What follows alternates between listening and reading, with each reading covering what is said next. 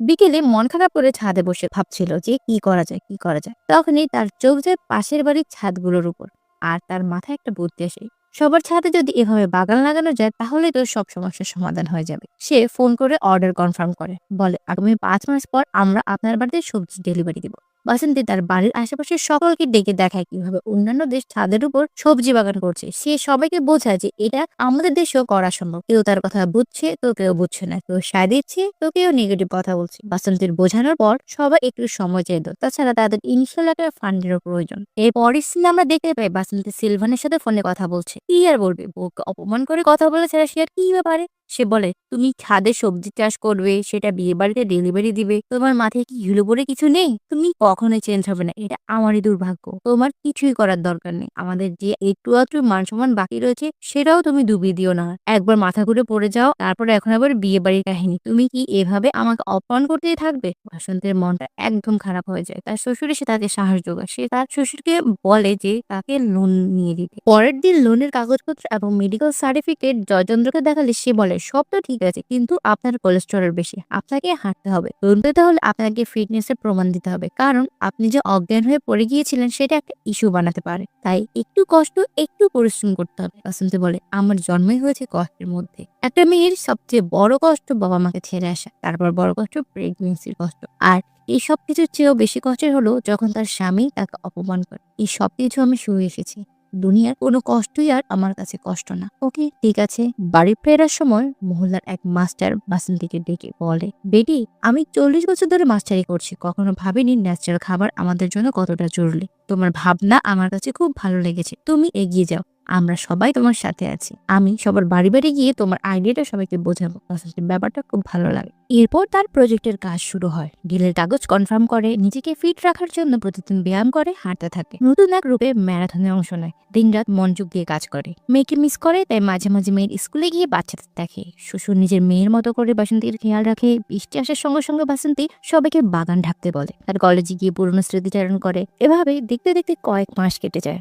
একদিন সুজান তাকে একটা আর্টিকেল দেখায়, অর্গানিক খাবারের বিষয়ে একটা সেমিনার হচ্ছে, যেখানে সে বাসন্তীর নাম দিয়েছে। তাকে সেখানে অংশগ্রহণ করতে হবে। এমন ফ্রেন্ড কয়জনে পায় বলুন? বাসন্তীর খুব ভালো লাগে। কয়েকদিন পর সে অনুষ্ঠানটা চলে আসে। সুজান বাসন্তীকে মোটিভেট করে। সে বলে, ভেতরে অনেক বড় বড় লোক রয়েছে, এটাই সুযোগ নিজেকে প্রমাণ করা, যা পাঠিয়ে দে।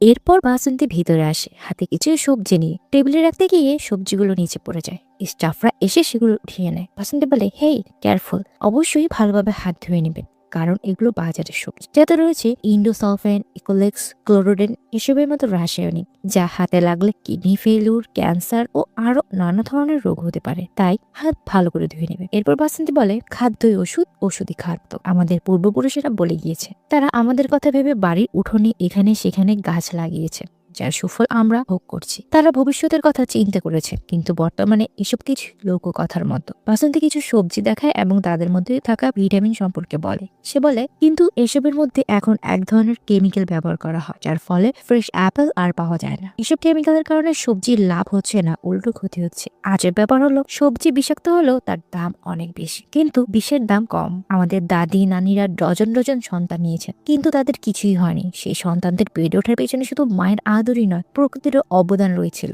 কিন্তু এখন একটা বাচ্চা, খুব বেশি হলে দুটো, তাও জন্মানোর আগে থেকে শিশু বিশেষজ্ঞের কাছে সিরিয়াল দিয়ে রাখতে হয়। আগের মানুষেরা শুধু বার্ধক্যজনিত কারণে অসুস্থ হয়েছে, আর এখন একটা নবজাতকেরও হার্টের সমস্যা দেখা দেয়। 5 বছরের বয়সীদের চশমা পড়তে হয়, 10 বছর বয়সীদের ডায়াবেটিস, হাঁপানি, এমনকি ক্যান্সার পর্যন্ত হয়। আসলে আমরা সুস্থ থাকার চেয়ে সৌন্দর্যকে বেশি গুরুত্ব দিই। বাচ্চা কোথায় পড়বে, কি জব করবে, কত টাকা ইনকাম করবে, এসব নিয়ে তো আমাদের খুব ভালো প্ল্যান, কিন্তু সে কতটা সুস্থ, তাকে সুস্থ রাখতে আমি কি করছি, কি খাওয়াচ্ছি, এইসব ব্যাপারে আমাদের কোনো মাথা ব্যথা নেই। আমরা যেন আজকাল মাটির স্বাদ ভুলে পাথরকে ভালোবাসতে শুরু করেছি, মাটির সঙ্গে সম্পর্ক ভুলে গেছি আমরা। আমাদের উচিত যখনই বাড়ি করবো অন্তত পক্ষে 1% জায়গা খালি রাখা গাছ লাগানোর জন্য। ছাদের স্ট্রাকচার এমন ভাবে বানানো যাতে বাগান করা যায়। আমাদের প্রতিটি মানুষের উচিত লাইফে অন্তত একটা করে গাছ লাগানো। আমাদের এমনই একটা প্রচেষ্টার ফল গ্রিন হাউস।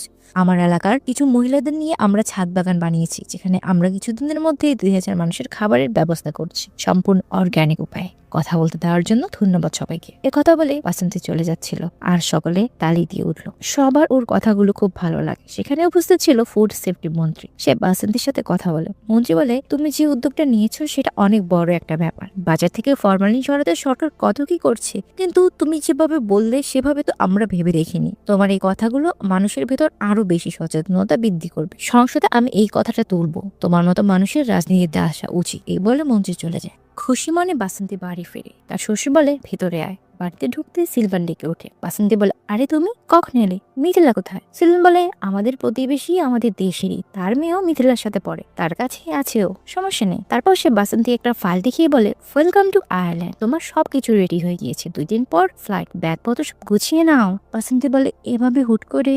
আমার হাতে তো কিছু কাজ রয়েছে, এগুলোর মাঝখানে। সিলভান বলে, হ্যাঁ হ্যাঁ আমি দেখেছি, বাবার সাথে আমার কথা হয়েছে, বাবা সব সামলে নেবে। মিথিলার ওখানে খাবার সমস্যা হচ্ছে, কাজের লোকও পাওয়া যায় না, যদিও বা পাওয়া যায় তাও মাসে 50 থেকে 60,000 টাকা দিতে হয়, তাও আবার পার্ট টাইমের জন্য। তাই তোমার যাওয়াটা জরুরি। বাসন্তী বলে, ও থ্যাংক ইউ। সিলভান বলে, কেন? সত্যি কথা খোলামেলা বলার জন্য। তুমি যদি কম টাকায় কাজের লোক পেয়ে যেতে তাহলে কি আমার ভিসার জন্য অ্যাপ্লাই করতে? সিলভান বলে, ও এখন কথার জবাব দিতেও শিখে গিয়েছো? বাসন্তী বলে, 3 বেলায় ভাত রান্না করা বউদের তোমাদের কাছে বোর লাগে, তাই ওদের তো ভিন্ন কিছু করতেই হবে। তুমি এই ডিসিশনটা নেওয়ার আগে আমার সাথে আলাপ করা উচিত ছিল। সিলভান বলে, তো তুমি কি বলতে চাও? বাসন্তী বলে, একটা প্রজেক্ট হাতে নিয়েছি, অনেক লোক আমার উপর ভরসা করে আছে, এভাবে আমি মাঝপথে চলে যেতে পারি না, একটু সময় লাগে। সিলভান কি করে, মিথিলাকে ফোন দেয়। ফোন দিয়ে বলে, তোমার মা আসবে না। কেন আসবে না আমি জানি না, তুমি জিজ্ঞেস করো কেমনটা লাগে। শালা আসলে একটা রামছাপড়। মিথিলার কান্না দেখে বাসন্তী রাজি হয়ে যায় যাওয়ার জন্য। পরের দিন খাবার অর্ডারকারী ব্যক্তি বাসন্তীর বাড়িতে আসে ফার্ম দেখতে। ছাদের উপরে যে সবজি চাষ করছে এটা সে কখনোই ভাবতেই পারেনি। সে বলে, এটাই বুঝি আপনার দেরি করে ফার্ম? বাসন্তী তো ভয় পাচ্ছিল, না জানেই ডিল ক্যান্সেল করে দেয়। আমি আপনার ভাষণ পত্রিকায় পড়েছি, সেই আগ্রহ থেকে এখানে এসেছি, ভয়ের কিছু নেই। তার মেয়ের বিয়ের কার্ড দিয়ে সবাইকে নিমন্ত্রণ করে সে চলে যায়। এরপর বিকেলে বাসন্তী তার অফিস কলিগদের সাথে দেখা করে বিদায় নেওয়ার জন্য। তো জয়চন্দ্র বলে, তোমার জন্য আমার একটা ছোট্ট উপহার আছে। আমি জানি তোমার মেয়ে প্রধানমন্ত্রীকে কি প্রশ্ন করেছে। তোমার মেয়ের বান্ধবী আমার এক ছোট ভাইয়ের বোন হয়, সে বলেছে আমাকে। সিন কাট করে রাতে আসে, কাল ফ্লাইট, কিন্তু বাসন্তী ব্যাগ গোছাচ্ছে না। সিলভান ছাদে গিয়ে বলে, কি ব্যাপার, সময় নেই তো, তুমি এখনো ব্যাগ গোছাচ্ছ না? বাসন্তী বলে, আচ্ছা তুমি কি জানো মিথিলা প্রধানমন্ত্রীকে কি প্রশ্ন করেছে? সিলভান বলে, হ্যাঁ বলেছিল তো আমাকে, ওই যে কি যেন, ওই যে মেয়েদের বিয়ের পর কি সব স্বপ্ন টপ্ন, এমন কিছু একটা। বাসন্তী বলে, ইন্ডিয়ার 14 জন প্রধানমন্ত্রীর মধ্যে ইন্দিরা গান্ধী একমাত্র মহিলা প্রধানমন্ত্রী ছিলেন। 15 জন রাষ্ট্রপতির মধ্যে প্রতিভা পাটিল একমাত্র মহিলা ছিলেন। কেন দেশে কি যোগ্য ট্যালেন্টেড নারী ছিল না, নাকি তাদের স্বপ্নকেও হ্যাক করে নিয়েছিল? এই একটা মেয়ের স্বপ্নের এক্সপায়ারি কে ঠিক করলো? কে? প্রশ্নটা এটা ছিল। বাসন্তী তারপর বলে, অনেক হয়েছে, আমি সিদ্ধান্ত নিয়েছি আমি আয়ারল্যান্ড যাব না। আমার মেয়েকে আমি বোঝাবো যে স্বপ্ন আমারও আছে। দাও ফোন দাও ওকে, আমি এখনই কথা বলছি। সিলভান হাঁ করে তাকিয়ে থাকে। বাসন্তী বলে, জীবনে প্রথম তোমার ইচ্ছার বিরুদ্ধে কিছু করতে যাচ্ছি, তোমার স্ত্রী হিসেবে সম্পর্কটাকে সম্মান করো, আমাকে একটু বোঝো। সিলভান কিছু না বলে সেখান থেকে উঠে যায়। অবশেষে সেই দিনটি চলে আসে। আজ সব সবজি ডেলিভারি দিবে, তাই সবাই নিজ নিজ বাগান থেকে সবকিছু উঠিয়ে এনে গাড়িতে তুলে দেয়। সব সবজি নিয়ে গাড়ি সেখান থেকে চলে যায়। এলাকার সবাই অনেক খুশি যে এত বড় একটা অর্ডার কমপ্লিট করতে পেরেছে। এর মাঝে 1 বছর পার হয়ে গিয়েছে। আজ বাসন্তী আবার পার্লামেন্টে এসেছে। ব্যাকগ্রাউন্ডে মন্ত্রী তার ব্যাপারেই পার্লামেন্টে বলছিল, সবাই মিলে তাকে স্বাগতম জানায়। অন্যদিকে মিথিলা টাইপ করতে করতে বলছে, 2 বছর আগে ঠিক এই দিনে আমি এই একই পেজে এসেছিলাম, মাকে নিয়ে বিদ্রুপ আর কটূক্তি পড়ে সেদিন আমি অঝরে কেঁদেছি, কিন্তু আজ সেই একই পেজে আমার মায়ের মেয়ে হিসেবে আমি সম্মান পাচ্ছি। প্রতিটি বাড়িতে বিষমুক্ত খাবার পৌঁছানোর পেছনে আমার মায়ের অবদান সবচেয়ে বেশি। মানুষ আজকে আমাকে নিয়েও প্রশংসা করে। যদি কেউ আমাকে জিজ্ঞেস করে ভবিষ্যতে আমি কি হতে চাই, আমার উত্তর একটাই, বাসন্তীর মতো হতে চাই। ধন্যবাদ বাসন্তী আমার মা হওয়ার জন্য। তারপর সে বলে, আজ 1 বছর হয়ে গেল আমি আমার মায়ের কাছ থেকে দূরে। আজ আমার মায়ের একটা বিশেষ দিন, কিন্তু আজ আমার মা এখানে এসেছে আমি যে প্রশ্ন করেছি তার জন্য নয়, বরং সেই প্রশ্নের জীবন্ত উত্তর হয়ে। বাসন্তী বাসিনা টান করে মনে বল নিয়ে চলে আসে প্রাইম মিনিস্টারের অফিসে।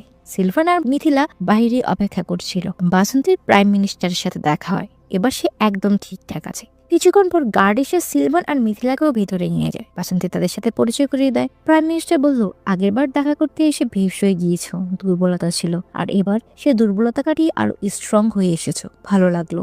আফসোস, প্রতিটি মানুষ যদি এভাবে কামব্যাক করতে পারতো তাহলে দেশ আরো এগিয়ে যেত। প্রধানমন্ত্রী মিথিলাকে জিজ্ঞেস করে, তো তুমি তোমার মাকে মিস করনি এতদিন? মিথিলা বলে, আমার মা আমাকে সেই সুযোগই দেয়নি। প্রাইম মিনিস্টার সিলভানকে বলে, মিস্টার, তোমার বউকে নিয়ে তো তোমার গর্ব করা উচিত। সিলভান আলতো করে বাসন্তীর হাত ধরে বলে, হ্যাঁ স্যার, আমি আমার বউকে নিয়ে অনেক গর্ববোধ করি।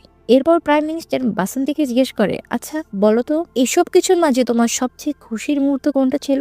বাসন্তী বলে, আজ এই মুহূর্ত, মানে আজই সে তার মেয়ে এবং স্বামীকেও বুঝাতে পারলো এবং আজ আবার প্রধানমন্ত্রীর সাথেও দেখা হলো। দুইটাই তার বড় প্রাপ্তি, তা এটাই তার জীবনের সবচেয়ে খুশির মুহূর্ত। যাই হোক, এরপর সেখান থেকে বের হয়েই বাসন্তী সুজানকে ফোন দেয়, তাকে ধন্যবাদ জানায়, সে তাকে অনেক সাহায্য করেছে আর তার জন্য বাসন্তী এই বাসন্তী হতে পেরেছে। সুজান 1 মাসের ট্রিপে যাচ্ছে। বাসন্তী বলে, আজ আমার জীবনের সবচেয়ে খুশির দিন, আমার মেয়ে, আমার হাজবেন্ড আমাকে বুঝতে পেরেছে। শেষে সুজান বাসন্তীকে জিজ্ঞেস করে, তো Basanti Devi, how old are you? Basanti বলে, age does not matter. Parliament থেকে বের হয়ে গাড়িতে উঠবে। এবার সিলভান আগে বাসন্তীকে উঠতে পারে। That's the weight of women empowerment. গাড়ি চলছে, আমাদের সামনে দেশের সব বিখ্যাত নারীদের ছবি দেখিয়ে শেষে একটা ব্ল্যাক ফ্রেম রাখে, যাতে লেখা বি দ্য নেক্সট ওয়ান, মানে পরের ছবিটা তুমি হও, আর নিচে লেখা you dream is your signature. What a message. আর এখানেই আমাদের এই অসাধারণ মুভিটি সমাপ্ত হয়। মুভির মেসেজটি খুবই স্পষ্ট। নারী শুধু একজন মা, মেয়ে বা স্ত্রী নয়, সে একজন মানুষ যার স্বপ্ন রয়েছে, ইচ্ছে রয়েছে, নিজের পরিচয় গড়ার অধিকার। নারীকে নারী হিসেবে পরিচয় দেওয়ার আগে একজন মানুষ হিসেবে পরিচয় দিতে হবে। এই গল্প আমাদের শেখায় নারীদের স্বপ্নের পথে বাধাগুলো দূর করার দায়িত্ব আমাদেরকে নিতে হবে। পৃথিবীর প্রতিটি মেয়ে হয়ে উঠুক এক একজন বাসন্তী। আজ এই পর্যন্তই, দেখা হবে অন্য কোনো গল্পে, অন্য কোনো চরিত্র নিয়ে। সে পর্যন্ত ভালো থাকবে, সুস্থ থাকবে। আল্লাহ হাফেজ।